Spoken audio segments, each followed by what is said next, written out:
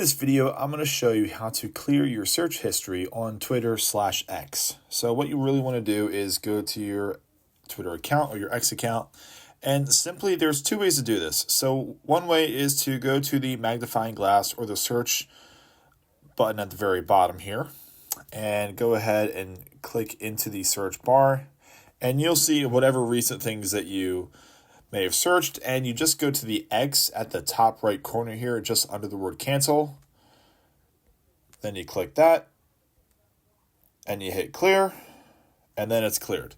Another way to do it, to really delete any kind of data that you have in your history, is go to your profile, and go down to where it says settings and privacy, and then scroll down until you see where it says accessibility.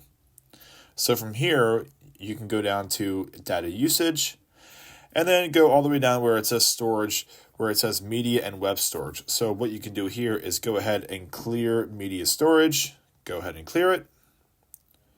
Then once that's cleared, you'll see it zeroed out, and then you can do the same thing with your web storage as well. So you can go ahead and clear all these, and now everything is nice and clear for you. And so you have virtually no history on your Twitter account, and that's how you would go about doing it.